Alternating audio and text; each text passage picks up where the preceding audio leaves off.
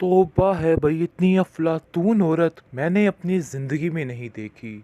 किस तरीके से ये औरत पुआड़े डालने की कोशिश कर रही है और जगह जगह पे मुंह मार रही है। हैरत गुम हो रही है कि किसी को कोई इल्म नहीं हो रहा है इसकी चालाकियों का, इसकी होशियारियों का।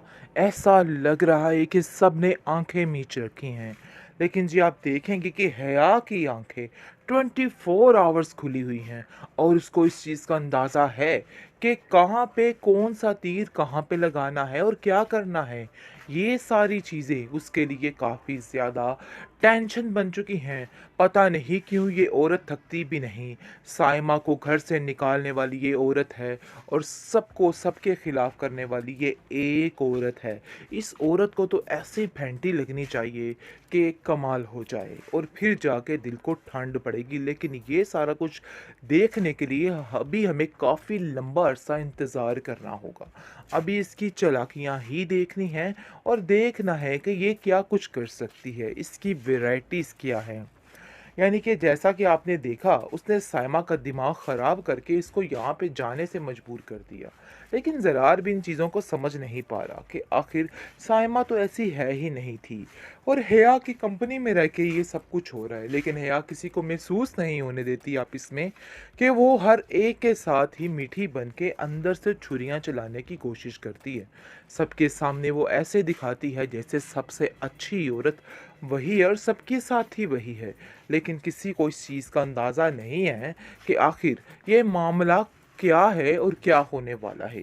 क्योंकि जिस तरीके से अब जाकर ये ज़र्रार का घर ख़राब करेगी, वहाँ पर दूसरी तरफ ये लड़की उसका फाक का घर भी ख़राब करेगी। क्योंकि इसको बिल्कुल भी सुकून नहीं है, किसी को सुकून से नहीं देख सकती। पर का दामन नहीं छोड़ती है। वो कहती है कि अब आपको मज़ीद सख्त होना पड़ेगा क्योंकि ये लोग आपके जितने खिलाफ है ना, आप नहीं समझ पा रही। लेकिन मुझे दूर दूर तक हर चीज़ नज़र आ रही है। आप परेशान मत होइए, मैं आपका साथ दूंगी और टेंशन लेने वाली तो बिल्कुल भी कोई बात नहीं। तो समझ नहीं आ रही है कि आखिर ये सब कुछ क्या हो रहा है। अरे भाई, आप लोगों को ये बात खोल के रखनी होगी ताकि सबके सामने ये बात आए और सब कुछ ख़त्म हो जाए। लेकिन खुद परेशान हो चुकी है रिफ़त और बार बार ये बात सोचने पे मजबूर है कि आखिर उसके साथ ये सब कुछ क्या हो रहा है। कहीं ये पीछे किसी की बनी बनाई गेम तो नहीं है जिसकी वजह से ये सब कुछ हो रहा है। लेकिन ये सोचने से कासिर है कि ये सब कुछ जो कर रही है वो हया बेगम ही कर रही है। ज़रार काफ़ी गुस्से में आ जाता है और कहता है कि रिफ़त भाभी, मुझे आपसे ये उम्मीद नहीं थी। मुझे जब साइमा ने बिना सबूत के दिखाया तो मैं कभी भी इस बात पे यकीन नहीं कर सकता था। मैंने उसको बहुत ज़लील किया, लेकिन जब उसने मुझे सारे सबूत दिखाए तो मैं ये चीज़ें देख के काफ़ी ज़्यादा हैरान हो गया कि आखिर आप ऐसा कैसे कर सकती हैं। जिस पर वो कहती है कि देखो, ये किसी की साजिश है और इस बात को समझने की कोशिश करो। क्योंकि मुझे लगता है कि इन सब चीज़ों को समझना बहुत ज़्यादा ज़रूरी हो चुका है। कोई तो है जो हाथ धो के पीछे पड़ा हुआ है। लेकिन सायमा इस दफ़ा कुछ नहीं मानती और वो कहती है कि बस माँ जी को आने दीजिए और वो आके हर चीज़ को खुद ही हैंडल करेंगी। मैं कतई ये चीज़ बर्दाश्त नहीं कर सकती कि सारे इख्तियारात ऐसे इंसान के हाथ दे दिए जाएं जो खुद दूसरों की ज़िंदगी तबाह कर रहा है।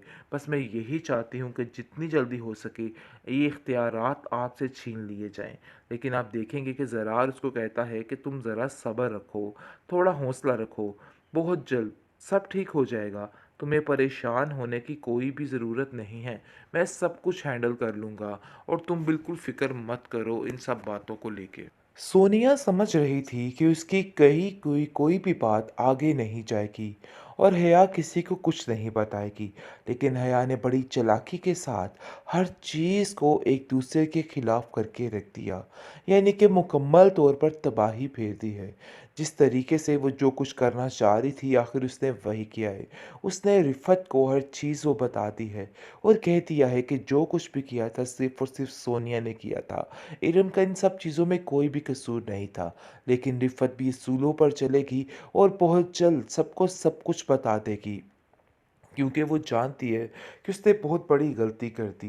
लेकिन जी आप देखेंगे कि साइमा का दिमाग पूरे तरीके से हेया ने फेर दिया है और उसको खुद कुछ समझ नहीं आ रही वो क्या करे। घर में एक बवेला सा मच गया है। ऐसा लग रहा है कि हर चीज़ तबाह हो गई है। यानी कि सब कुछ करके हेया खुद सारा कुछ जो है वो डालने की दूसरों पे कोशिश कर देती है और एंड पर सबको आगे ले आती है। लेकिन हैरत की बात तो इस बात पे है कि किसी को कानो कान खबर नहीं हो रही कि ये कितनी चालाक औरत है और क्या कुछ कर रही है। सब उसकी स्कीमों में फंसे चले जा रहे हैं और सबको ऐसा महसूस हो रहा है कि ये बिल्कुल ठीक और सबके लिए बहुत मुखलिस है। साइमा बार बार एक ही बात कर रही है। अभी तक मेरा इस बात को मानने को दिल नहीं है, लेकिन मैं क्या करूं कि मैं इन सब चीज़ों को लेके मजबूर हूं। मुझे मजबूरी में इन सारी बातों को मानना होगा।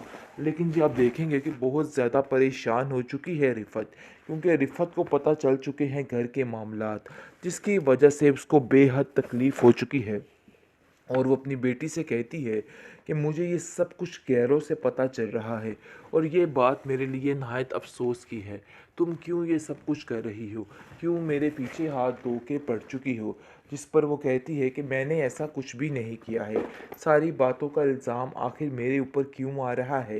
लेकिन जी आप देखेंगे कि वो नहीं समझ पा रही कि आखिर इन सब चीज़ों के पीछे किसकी गहरी चाल थी और किसने ये चाल चल के सारे मामलात को ख़राब कर दिया है।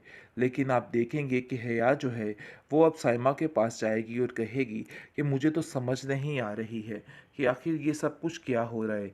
अरे भई आप लोगों को ये बात खोल के रखनी होगी ताकि सबके सामने ये बात आए और सब कुछ ख़त्म हो जाए। लेकिन खुद परेशान हो चुकी है रिफ़त और बार-बार ये बात सोचने पे मजबूर है कि आखिर उसके साथ ये सब कुछ क्या हो रहा है। कहीं ये पीछे किसी की बनी बनाई गेम तो नहीं है जिसकी वजह से ये सब कुछ हो रहा है। लेकिन ये सोचने से कासिर है कि ये सब कुछ जो कर रही है वो हया बेगम ही कर रही है। ज़रार काफ़ी गुस्से में आ जाता है और कहता है कि रिफ़त भाभी, मुझे आपसे ये उम्मीद नहीं थी। मुझे जब साइमा ने बिना सबूत के दिखाया तो मैं कभी भी इस बात पे यकीन नहीं कर सकता था। मैंने उसको बहुत ज़लील किया, लेकिन जब उसने मुझे सारे सबूत दिखाए तो मैं ये चीज़ें देख के काफ़ी ज़्यादा हैरान हो गया कि आखिर आप ऐसा कैसे कर सकती हैं। जिस पर वो कहती है कि देखो ये किसी की साजिश है और इस बात को समझने की कोशिश करो, क्योंकि मुझे लगता है कि इन सब चीज़ों को समझना बहुत ज़्यादा ज़रूरी हो चुका है। कोई तो है जो हाथ धो के पीछे पड़ा हुआ है। लेकिन सायमा इस दफ़ा कुछ नहीं मानती और वो कहती है कि बस माँ जी को आने दीजिए और वो आके हर चीज़ को खुद ही हैंडल करेंगी। मैं कतई ये चीज़ बर्दाश्त नहीं कर सकती कि सारे इख्तियारात ऐसे इंसान के हाथ दे दिए जाएँ जो खुद दूसरों की ज़िंदगी तबाह कर रहा है।